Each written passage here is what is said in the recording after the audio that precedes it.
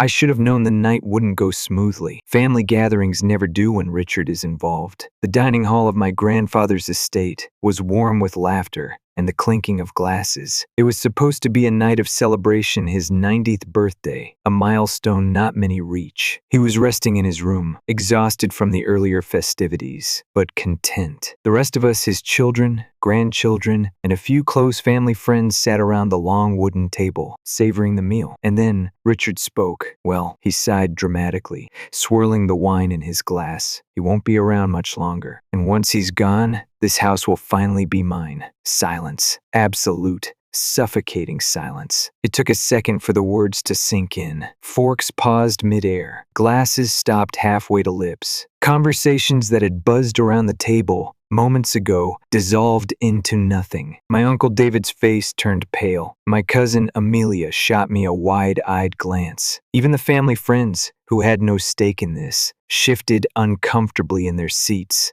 I turned to Richard, hoping, praying I had misheard. "Excuse me?" he scoffed, waving his hand dismissively. "Oh, come on, Jessica. Don't act like it's shocking. It's inevitable. The old man's lived long enough." My stomach twisted. "That old man is your father." He rolled his eyes. "Spare me the lecture. We all know what's coming. It's not like he's leaving any of this to you." He gestured around the grand dining hall, his arrogance thick enough to choke on. "So don't act like you care." David put down his fork carefully, his jaw tightening. "Richard, that's enough." But Richard wasn't done. He leaned forward, smirking. "Oh, don't be so righteous. We all want a piece of the estate. I'm just the only one honest enough to admit it." The disgust that crawled up my spine was unbearable. "You think this is about money?" I asked, my voice low but firm. "This is about family, about respect. And you're sitting here acting like Grandpa is just in the way." He laughed, actually laughed, before shaking his head. "You're so naive. You've always acted like you're better than the rest of us. But I know the truth. You're just waiting, same as everyone else." He gestured broadly to the rest of the table, as if we were all part of some grand conspiracy against him. The tension was suffocating. My cousin AmITheA looked ready to disappear under the table. The family friends who had once been enjoying the evening now sat frozen in awkward silence. I clenched my fists under the table, forcing myself to stay calm. "You're unbelievable." "Oh, please," he snapped. "You think you're so independent with your successful life, but at the end of the day, you still want a cut of what's mine. Well, let me make something crystal clear. You're not getting a damn thing."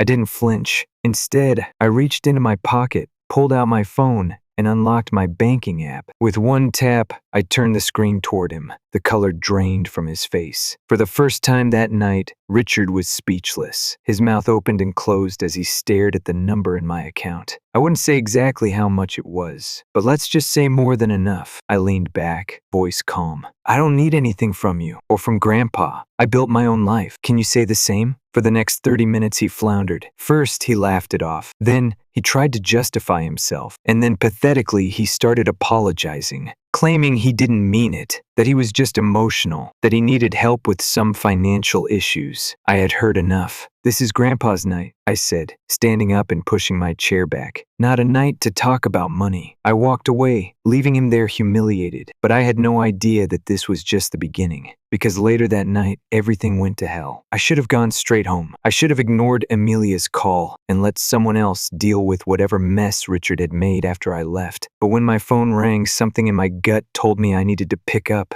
"Jessica, you have to come back." AmITheA's voice was breathless, urgent. I sat up from my couch, heart pounding. "What happened?" "It's Grandpa. Something's wrong." I didn't even hang up before grabbing my keys and rushing out the door. By the time I arrived back at the estate, the house was in chaos. My Uncle David was pacing the living room, his hands running through his hair. My cousins whispered frantically to each other, their faces pale. And Richard? Nowhere to be seen. I rushed past them, straight to Grandpa's bedroom. He was still in bed, but something was off. His skin was paler than before, his breathing shallow. David was kneeling beside him, holding his frail hand. "What happened?" I demanded. David looked up at me, his eyes red. "He collapsed right after you left. One moment he was fine, the next, he just went quiet." My stomach twisted. Did you call an ambulance? Of course, David muttered. They should be here any minute. I turned toward the door, scanning the room. Where's Richard? Silence. No one answered, but their faces told me everything. Richard was gone. Just as the paramedics arrived, I stepped aside, watching them work. They said it was a stroke, mild, but dangerous at his age. He needed to be taken to the hospital immediately. I rode with David in the ambulance, my mind racing the entire way. This wasn't a coincidence. It couldn't be. Richard had been furious when I left. He had been humiliated. And then, the moment he realized he might not get what he wanted, Grandpa's health took a sudden turn for the worse. No, something wasn't right. I was still trying to make sense of it all. When Richard finally decided to show up, the hospital waiting room was quiet, except for the steady hum of the vending machines and the occasional rustling of paperwork at the reception desk.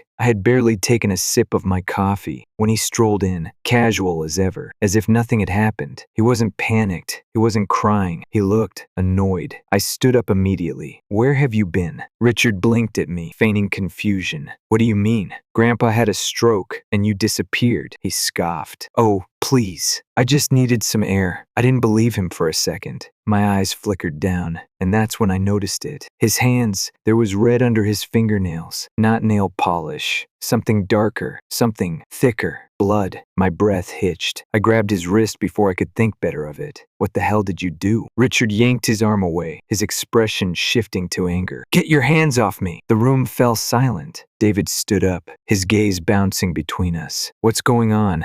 I stared at Richard, searching his face for any hint of regret, any sign that I was wrong. But there was nothing, just the same smug, infuriating arrogance he always carried. What did you do? I asked again, my voice lower this time. He rolled his eyes. You're being dramatic. I was in the kitchen. I cut myself, okay? A weak excuse. A terrible lie. Before I could press further, a nurse appeared in the doorway. You can see Mr. Henry now. I turned away from Richard, hurrying toward Grandpa's room. The moment I stepped inside, my breath caught in my throat. He was awake, but when his tired eyes landed on Richard, something flickered in them. Fear. I stepped closer, kneeling beside him. Grandpa, did something happen before you collapsed? He hesitated, glancing at Richard. And then Richard did something that made my blood run cold. He reached for Grandpa's hand, squeezing it tightly. His voice dropped into something soft, something deceptively gentle. Dad, don't scare us like that. We all love you so much. A lie. A disgusting, manipulative lie. Grandpa's frail fingers twitched, as if trying to pull away, but Richard held on, and that's when I saw it. A bruise. A dark, fresh bruise on Grandpa's wrist. I clenched my jaw, let him go. Richard shot me a glare but obeyed. Grandpa exhaled shakily, relieved. The doctor entered, cutting the moment short. He explained Grandpa's condition. He would need rest, monitoring, but he would survive. Richard, of course, acted devastated, making sure everyone saw how worried he was. I didn't buy it. Neither did David. That night, I stayed at the hospital. I didn't trust Richard anywhere near Grandpa. And as it turned out, I was right not to. Because around 2 a.m., when I left the room for just a few minutes to get coffee, I came back to find Richard standing over Grandpa's bed, whispering. The moment he noticed me, he jumped back. Oh, Jessica, you scared me. I ignored him, rushing to Grandpa's side. Are you okay? He nodded weakly, but he wouldn't look at me. I turned back to Richard. What did you say to him? Richard waved his hand dismissively. I just told him to rest, that everything would be fine. Lies. I had had enough. Get out, I snapped. Richard blinked. Excuse me? You heard me. Get out. You don't care about Grandpa. You only care about his money, and I don't trust you around him. He scoffed, crossing his arms. Oh, don't be ridiculous. I saw the bruises, I interrupted, my voice deadly quiet. For a split second, his mask slipped. A flicker of something dark crossed his face before he forced a smile. You're being paranoid. I took a step closer. Leave. Now, his jaw tightened. Then, without another word, he turned on his heel and walked out. But before he left, he glanced over his shoulder, shooting Grandpa one last look, a warning. I sat by Grandpa's bedside for the rest of the night, holding his hand. I won't let anything happen to you, I whispered. He gave me the faintest of smiles before closing his eyes. I didn't know it then, but that was the last peaceful night before everything truly fell apart. I woke up to someone shaking my shoulder. Jessica, Amelia whispered, her voice shaking. He's gone. My brain was still groggy from sleep. What? Richard. He left in the middle of the night. No one knows where he went. That woke me up instantly. I sat up, rubbing the exhaustion from my face. Did he take anything? AmITheA hesitated, and that was all the answer I needed. I swung my legs over the side of the hospital chair, already reaching for my phone. What's missing? She swallowed hard. When I checked Grandpa's bag, his house keys were gone. A chill crept up my spine. We have to go, now. David was already awake when we rushed out of the hospital, his face tight with worry. He didn't ask questions, just grabbed his coat and followed us out the door. The three of us crammed into my car, and I sped toward the estate, my heart pounding with every mile. It was barely dawn when we pulled into the long driveway. The house loomed ahead, dark and silent. But something was wrong. The front door was open. I killed the engine. For a moment, none of us moved. David was the first to break the silence. Stay behind me. We stepped inside cautiously. The house was eerily quiet, the air thick with something I couldn't name. And then we saw it. The place was a disaster. Drawers yanked open, cabinets emptied, papers scattered everywhere. Richard had been searching for something. David ran a hand through his hair, exhaling sharply. Oh my God, he's looking for Grandpa's documents. I stormed through the house, checking room after room. My gut told me where he would have gone, but I still prayed I was wrong. I wasn't. When I reached Grandpa's bedroom, I stopped dead in my tracks. The safe was open, empty. A lump formed in my throat. I clenched my fists, trying to steady my breathing. He took everything. Behind me, AmITheA covered her mouth. The house deed. Grandpa kept it here. If it's gone, she didn't need to finish. I already knew. My phone buzzed in my pocket. A message from an unknown number. It's mine now. Don't try to stop me. I stared at the screen, my grip tightening around the phone. My pulse pounded in my ears as a second message popped up. You should have kept your mouth shut last night, AmITheA gasped when she saw the text over my shoulder. He's threatening you. David cursed under his breath. That bastard. He's not just after the money, he's making sure no one can stop him. I forced myself to take a breath. Panic wouldn't help. We need to call Grandpa's lawyer. Now. David nodded. I'll drive. We rushed out of the house, leaving the mess behind. On the way, I dialed Mr. Calloway, the lawyer who had handled Grandpa's estate for years. He picked up almost immediately. Jessica, he said, his voice already laced with concern. I was just about to call you. I didn't like the sound of that. It's about Richard, isn't it? A sigh. Then, yes, he was here this morning. My stomach dropped. What did he do? He tried to file for power of attorney over your grandfather's estate. I nearly dropped the phone. You're joking. I wish I were, Calloway said. He claimed your grandfather was no longer mentally capable of handling his own affairs and wanted me to sign off on it. AmITheA let out a strangled noise. Tell me you didn't. Of course not. Calloway cut in firmly. I've known Henry for decades. He's of sound mind, and I wasn't about to sign over his life to a man like Richard. Relief flooded through me, but it was short-lived. If Richard had tried this here, he could try it somewhere else with a less ethical lawyer. I tightened my grip on the phone. We need to stop him before he does more damage. Calloway hesitated. Jessica, this is more serious than you think. If he finds a way to forge documents or convince the right people, he could take control of everything before Henry even. He trailed off. Before Grandpa even dies. The unspoken words hung between us like a thick fog. I swallowed hard.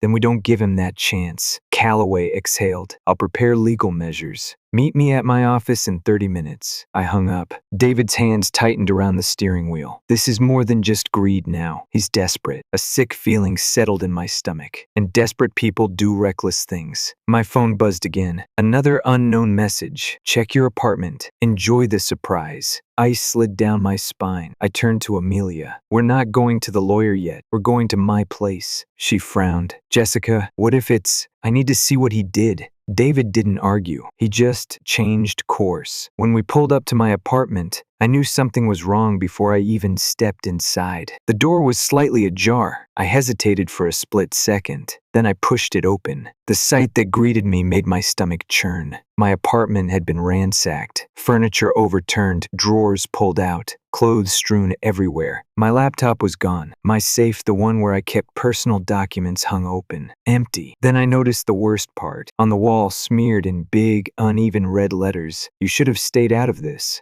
AmITheA grabbed my arm. Jessica, this isn't just about money anymore. He's dangerous. I exhaled slowly, forcing my hands to stop shaking. I know. I pulled out my phone and dialed. 911, what's your emergency? I took a deep breath, my voice steady despite the rage bubbling beneath the surface. My name is Jessica Carter. I need to report a burglary. I glanced around my destroyed apartment, then at the message scrawled across my wall, and I have a strong suspicion I know exactly who's behind it. The police arrived within 20 minutes. 2 officers stepped inside, their eyes scanning the wreckage. One of them, a tall man with tired eyes, gestured for me to stay put. Can you tell us exactly what happened? I took a breath, forcing myself to stay calm. I came home and found my apartment like this. Someone broke in while I was at the hospital with my grandfather. The second officer, a woman with sharp features, scribbled in her notepad. Anything missing? My laptop, some personal documents. My safe was broken into. I hesitated before adding, and I got a text message before I arrived. A warning. That made them both look up. A warning? The male officer repeated. I pulled out my phone and showed them the messages. The officers exchanged a glance before the woman nodded. That's a direct threat. Do you have any idea who might have done this? My jaw tightened. Yes, my father, Richard Carter. There was a beat of silence. The officers absorbed that information, their expressions unreadable. And why would he do this? I exhaled sharply. Because he's trying to take my grandfather's estate. He stole documents from his house this morning. When I confronted him, he disappeared, and now my place is trashed. I gestured toward the words scrawled on my wall. Tell me that's not a message from him. The female officer nodded, closing her notepad. We'll file a report and start an investigation. But if your father has legal representation, this could get complicated. I already knew that. Can you check traffic cameras? Security footage? I asked. The male officer sighed. We'll do what we can, but without a witness or video evidence, it's hard to prove he was here. Typical. I ran a hand through my hair. So what now? For now, the officer said, you need to stay somewhere safe until we figure out his next move. You don't want to be alone. Amelia stepped forward. She can stay with me. I nodded, too exhausted to argue. After they finished gathering evidence, I packed a small bag and followed Amelia out the door. David was waiting outside, leaning against his car. Well? He asked. They're investigating, but without proof, it's our word against his. I muttered. David's jaw clenched. Then we need to find proof. I didn't argue. We drove straight to Calloway's office. The lawyer was waiting for us, files spread across his desk. He looked up the moment we walked in. Jessica, David. He gestured for us to sit. I assume you're here about Richard? I dropped into the chair across from him. You assume right. Calloway folded his hands. You were right to be worried. I made some calls this morning. Your father has been meeting with other attorneys, trying to find someone willing to sign over control of Henry's estate. I wasn't surprised. And so far, no one's agreed. But that doesn't mean he won't find a way. Calloway sighed. Jessica, if Richard manages to get control, he could drain your grandfather's accounts, sell the house, and leave him with nothing before anyone can stop him. A wave of nausea rolled through me. David leaned forward. How do we stop him? Calloway opened a folder and slid a document toward me. Henry already signed a legal declaration, stating he is of sound mind. If we file this with the court, it will make it significantly harder for Richard to take control. I grabbed a pen without hesitation. Do it. He nodded, but his expression remained tense. There's more. I froze. More? Calloway hesitated. Jessica, I don't want to alarm you, but I had someone check Henry's financial records. He slid another document forward. There was an attempted transfer this morning. The air left my lungs. What? A large sum, several $1,000s, was almost moved out of his primary account, but it was flagged as suspicious and blocked. My fingers curled into fists. He's already trying to steal from him. Calloway nodded. And if we don't act fast, he'll try again. David pushed back his chair. Standing. We need to get back to the hospital. Now. I didn't argue. We rushed out of the office and straight to David's car. The drive back to the hospital was a blur of anger and dread. By the time we arrived, I was practically vibrating with tension. We stormed into Grandpa's room. He was awake, resting against the pillows, but when he saw me, his expression shifted to relief. Jessica, he murmured. You're back. I sat beside him, taking his hand. Grandpa, listen to me. Did Richard try to get you to sign anything? His lips parted, but before he could speak, "Ah, there you all are." My blood ran cold. I turned toward the doorway, and there he was, Richard. He strolled in like he owned the place, his smirk infuriatingly smug. "Jessica, David," he said smoothly. "So much fuss today. You should really learn to relax." I stood, my body rigid. "Cut the act, Richard. We know what you've been doing." His smirk didn't falter. "Do you?" David crossed his arms. "You broke into Jessica's apartment, stole from Dad's house, tried to transfer his money, and now you show up here, acting like nothing happened?" Richard's eyes darkened. "Careful with your accusations, little brother." I stepped forward. "We have evidence, Richard. The bank flagged the transfer, the lawyer has the documents, and the police are involved." For the first time, his smirk wavered. I pressed on. "You think you can take everything? That you can manipulate Grandpa into signing over his life to you?" I shook my head. "You're done." Richard's jaw tensed. His hands curled into fists at his sides. Then he turned to Grandpa. "Dad," he said, voice sickeningly sweet. "You trust me, don't you? I'm just trying to take care of you." Grandpa's eyes flickered. His grip tightened around my hand. And then, in the quietest but strongest voice I had heard from him in days,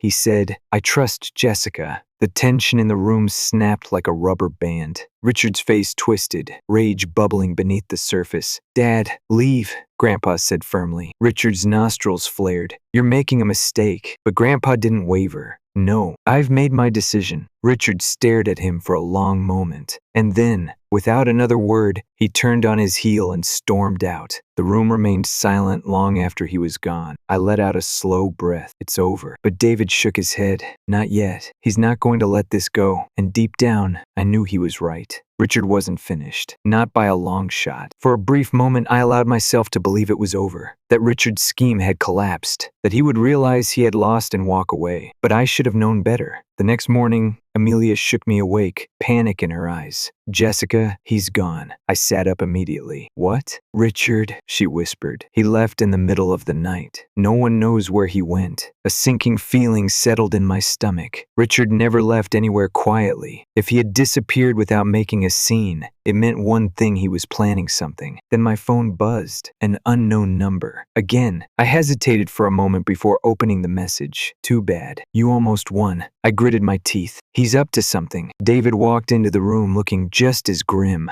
I checked Grandpa's room. His bag is missing. "What was in it?" I asked sharply. David exhaled. "His house keys." My chest tightened. "We have to go." We rushed out of the hospital and sped toward the estate. The drive felt endless, my knuckles white against the steering wheel. When we finally reached the house, my worst fear was confirmed. The front door was wide open. We sprinted inside. The place was a mess again. Papers, drawers, everything had been thrown around. But my attention snapped straight to Grandpa's study. The safe. I turned the corner and stopped cold. The safe was open, empty. A sharp curse slipped from David's lips. "He took everything." My phone buzzed again. "It's mine now. Don't try to stop me." I clenched my fists. "Oh, you have no idea who you're messing with." AmITheA's voice was shaking. "Jessica, what do we do?" I exhaled sharply. "We call the bank. Now." Within minutes, I was on the phone with a fraud investigator, reporting every stolen document, every missing item. When I mentioned Richard's name, there was a pause. "You're not the first person to call about him," the woman on the other end said. I froze. "What?" she sighed. "Another report came in earlier today. Someone tried to use forged documents to access your grandfather's financial accounts." The room spun, and he failed. Relief flooded me. "We flagged the account and alerted the authorities," the woman continued. "If he tries anything else, he's going to have a serious problem." I ended the call and turned to David and AmITheA. "He failed at the bank. But that doesn't mean he's done." AmITheA nodded, fear still lingering in her expression. "We need to tell Grandpa." We drove back to the hospital as fast as we could. When we arrived, I expected to see Grandpa resting, unaware of the chaos Richard had caused. Instead, I found him sitting up in bed, looking stronger than he had in days. And sitting across from him was Mr. Calloway. He looked up as we entered. "Jessica, we were just talking about you." I hesitated. "Good things, I hope." Calloway smiled. "Very good things." He turned to Grandpa. "Would you like to tell them?" Grandpa nodded, his eyes clear. I made a decision this morning. I've updated my will. A sharp inhale from AmITheA. David's eyes widened. Dad, are you sure? Grandpa smiled. I've never been more sure of anything. He looked at me. Jessica, you've been fighting for this family, for what's right, and I see that now. His voice softened. That's why I've left everything to you and David. Joint ownership. Richard gets nothing. Silence fell over the room. AmITheA was the first to react. She let out a breath she had been holding and smiled. Grandpa, that's exactly what he deserves. David's lips parted, as if he wanted to argue, but then he simply nodded. We'll take care of everything, Dad, just like you wanted. For the first time in days, something inside me loosened. It was over. For real, this time. The final nail in Richard's coffin came later that evening. A call from the police. They had found him. Apparently, in his desperation, he had tried to cash in on some of Grandpa's assets using forged paperwork. When the bank flagged it as fraud, they contacted law enforcement. And now, Richard was facing criminal charges. The last time I saw him was in a courthouse. Weeks later, he didn't look smug anymore. He looked desperate, angry, but most of all, he looked powerless. When the judge denied his appeal, he turned to me, eyes blazing. You think you've won? I met his gaze, calm and steady. No, Richard,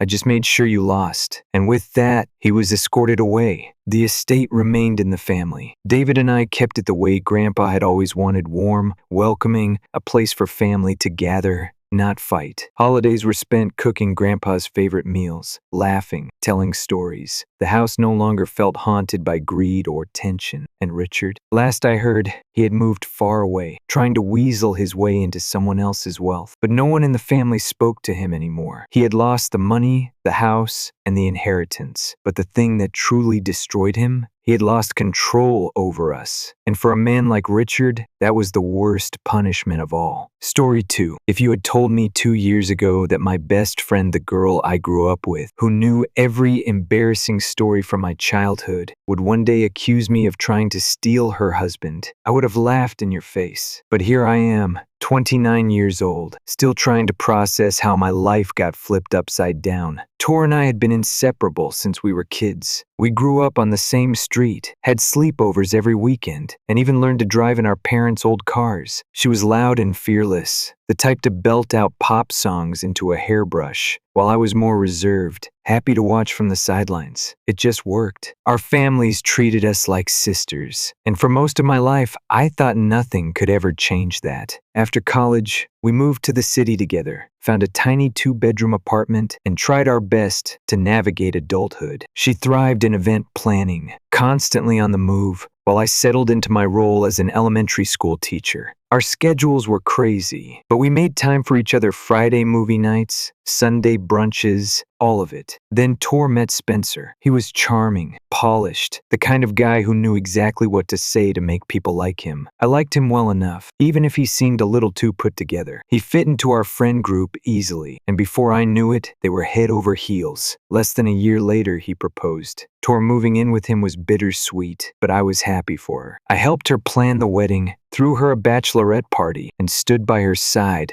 as her maid of honor. It felt like the next natural step in our lives, her married life beginning, while I continued figuring out my own. Then suddenly something changed. Tor started acting distant. At first, she brushed it off as adjusting to married life, but the cracks were obvious. She'd mention Spencer working late or traveling more, and whenever I suggested a girls' night out, she'd make excuses. I figured it was just a phase. Then, out of nowhere, she asked if she could stay at my place for a few days. She claimed their condo was having plumbing issues, and I didn't even hesitate to say yes. But the moment she arrived, I could tell something was off. She was jumpy, constantly checking her phone, stepping outside to take calls. When I asked if she was okay, she just muttered, "It's complicated." 3 days later, she abruptly moved back home. I didn't think much of it at the time. Maybe their marriage was going through a rough patch, but that was their business. I had no clue that Tor was about to turn my entire world upside down. It started with a knock on my door. When I opened it, Spencer stood there, looking exhausted. "Can we talk?" he asked. I let him in, assuming he and Tor had fought and he needed advice. But when he spoke, my stomach dropped. "I'm really sorry if Tor's making you uncomfortable," he said. "She thinks you and I are having an affair." I nearly choked. "What?" he sighed, rubbing his face. She found messages on my phone from you, stuff she thinks is too friendly. She thinks we're sneaking around behind her back. I stared at him, dumbfounded. Those messages, they were normal. Things like, hey, thanks for grabbing that gift for Tor's birthday, or appreciate you helping me plan her surprise party. I told her she was overreacting, Spencer continued, but she won't let it go. I felt sick. You don't actually think? Of course not, he said quickly. I know you'd never do that, but she's convinced herself it's true. I texted Tor immediately. Hey, Spencer just told me something insane. Can we talk? No response. By the next morning, my phone was blowing up. Friends, acquaintances, even people I barely spoke to were messaging me. Tor had posted a tearful video on Instagram, heavily implying that her husband had been emotionally cheating on her with me. She never said my name, but the details were obvious. A teacher in the city, her former roommate, someone who had been in her wedding party. Everyone knew she was talking about me. The comments were brutal. Betrayal like this is disgusting. I'd never forgive my best friend for this. Wow,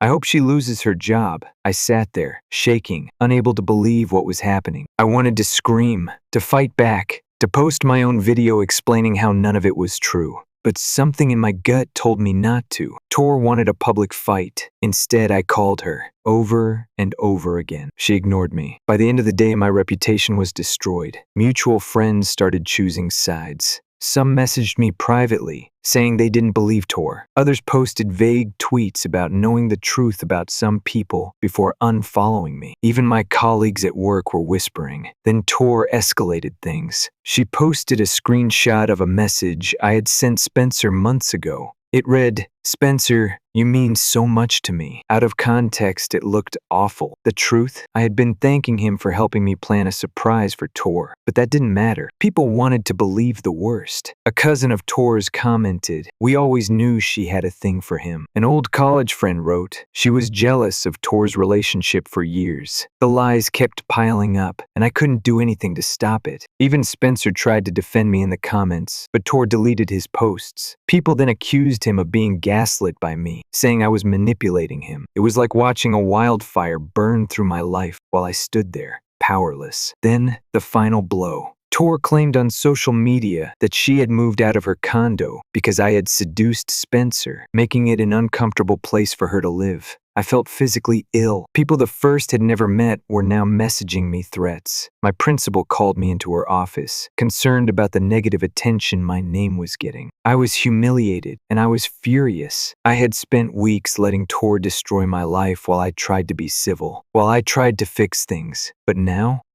I was done. I didn't know how, but I was going to prove the truth. And when I did, Tor was going to regret everything. I spent the next 2 weeks trapped in a nightmare. Everywhere I went, I could feel people whispering about me. At work, a few colleagues avoided eye contact. At the grocery store, I caught someone staring at me before quickly looking away. My social media was a mess. Half my notifications were messages from friends checking in. The other half were insults from complete strangers. Tor had won. She had turned me into a villain, and no matter what I said, people believed her. Even my dad, the most logical man I knew, sat me down and hesitantly asked, "Did you do anything that Tor could have misinterpreted?" That hurt the most. "Dad, I swear to you," I said, my voice shaking. "I never touched Spencer. I never flirted with him. Nothing happened." He nodded, but I could see the doubt lingering in his eyes. That's when I knew talking wasn't going to fix this. I needed proof. Spencer called me a few times, apologizing. "She's getting worse," he admitted one night. "She goes through my phone constantly, accuses me of sneaking out to see you. I tell her nothing happened, but she doesn't believe me." "She doesn't want to believe you," I snapped. "She needs this to be true so she can play the victim," he sighed. "I'm scared she's going to take this even further." "What do you mean?" She mentioned divorce. I froze. Tor was willing to end her marriage over a lie? "Not just that," Spencer continued. "She said if we split, she'd demand spousal support." Something clicked in my brain. The way she had been acting lately. The stress. The sudden paranoia. "Spencer," I said slowly, "are you sure this is about me? What do you mean? What if she's not trying to ruin my life just because she's jealous? What if she's covering something up?" Silence. Then Spencer let out a long breath. I don't know. I didn't have proof yet, but something in my gut told me Tor was hiding something. And if she was willing to throw me under the bus to protect herself, then I was done protecting her. I started digging. I went through old messages, social media posts, anything that might give me a clue. Then, out of nowhere, I got a text from an unknown number. "You want to clear your name? Check Spencer's finances." A chill ran down my spine. Who the hell sent this? I reread it 3 times, trying to make sense of it. Was this a prank, a setup, or was someone trying to help me? At first I ignored it, but the more I thought about it, the more sense it made. Tor had been stressed for months, not just about Spencer, about something else. Money? Could she be in debt? I remembered the vague complaints. Keeping up appearances is exhausting. The random nights she stayed at my apartment. The tension whenever she mentioned finances. Was this why she needed the divorce? Why she needed Spencer to look like the bad guy? Because if she could frame him as a cheater, she could demand a massive divorce settlement. And she was using me as the scapegoat. I felt sick. A few days later, I got another message. This time, from someone I hadn't spoken to in years, an old classmate who had been following Tor's meltdown online. "I don't believe the affair rumors," she wrote. "Tor did something similar to me once. She borrowed money and never paid me back. I think she's in deep financial trouble." My stomach twisted. It wasn't just a theory anymore. I needed proof, and I knew exactly who to ask. I called Spencer. "Do you know anything about Tor's finances?" I asked. There was a long pause. Then, he sighed. "She always kept them separate from mine, but now that you mention it, I did see one of her credit card statements once. The balance was huge."